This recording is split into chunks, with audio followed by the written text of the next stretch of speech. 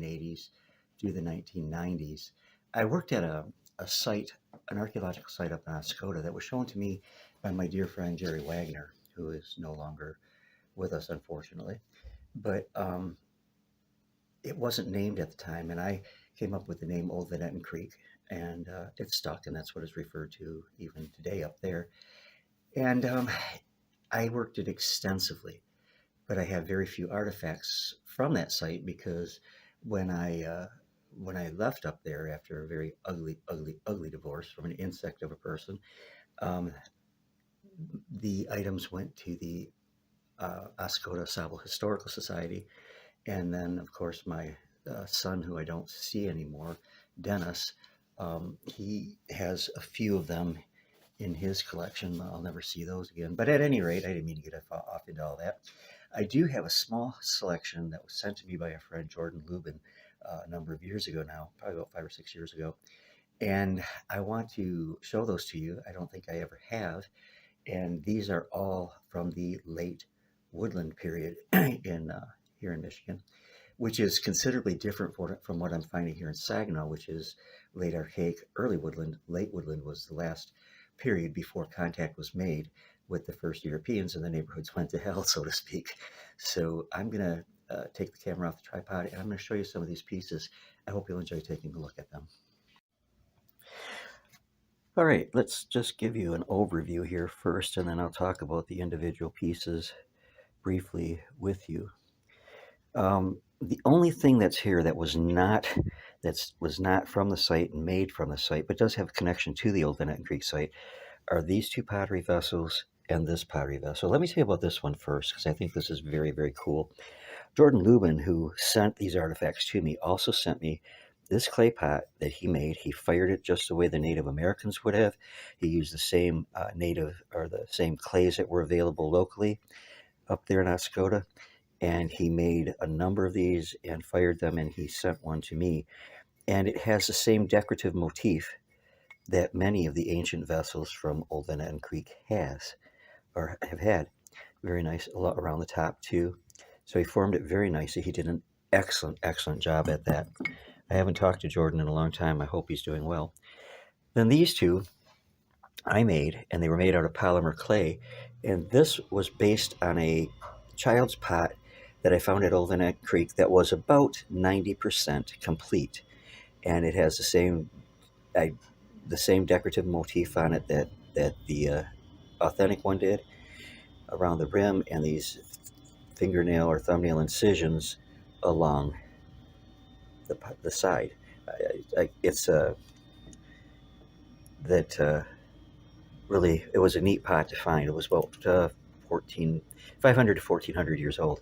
This same story, I found another one that was almost complete. It was a little bowl, had the dentate decorations in it, as you can see, and then it had some decorations around the inside of the vessel.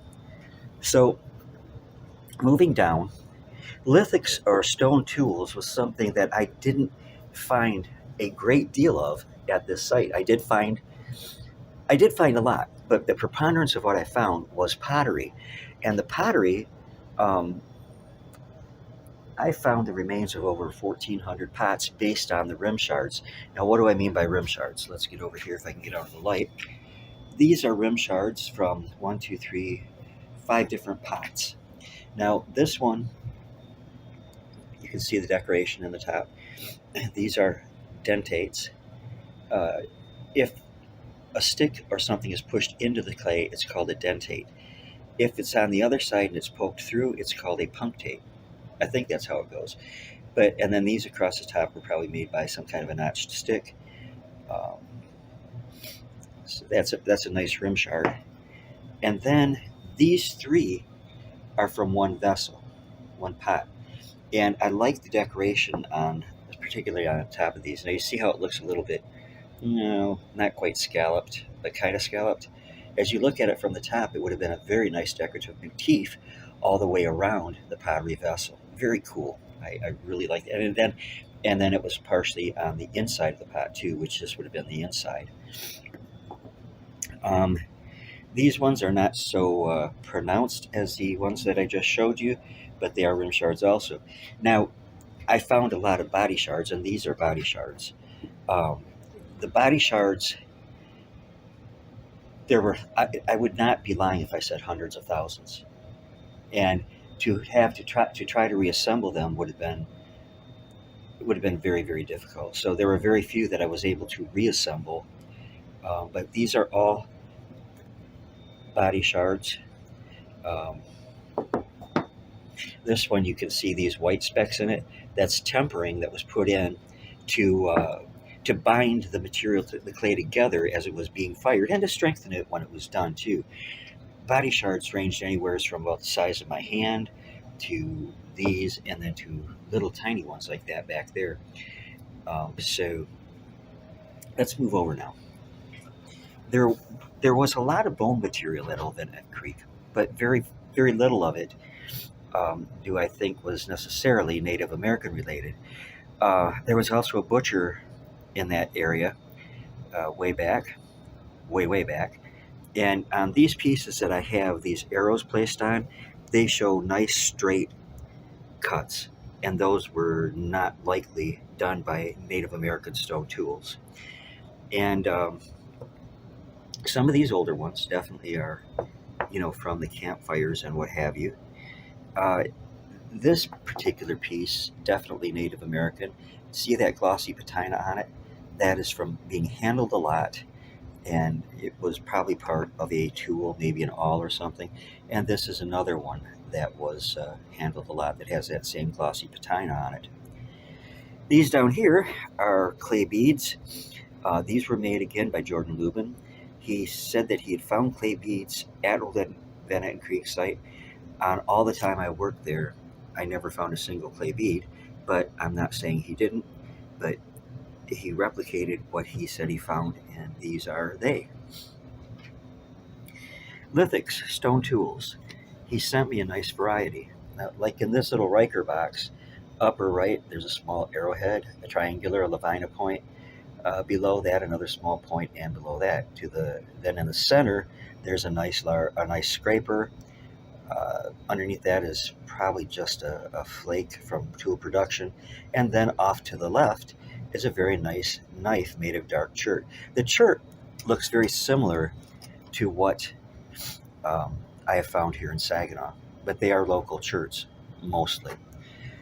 This very sharp flesher or scraper, it would have done a great job.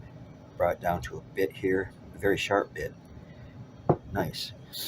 And then another small arrowhead, unnotched. And in here, let's see if I can get this without too much trouble. Let's see.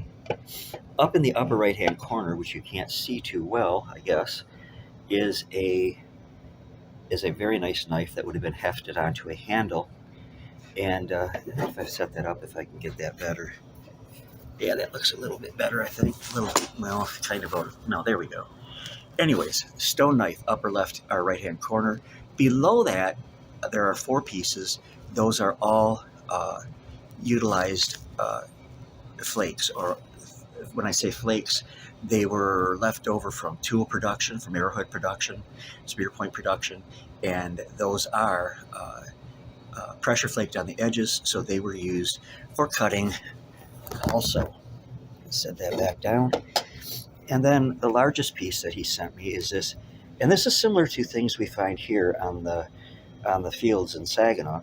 This is a hand chopper, and it would have been used to, obviously chop. Wouldn't have been hefted, it would have been held by hand.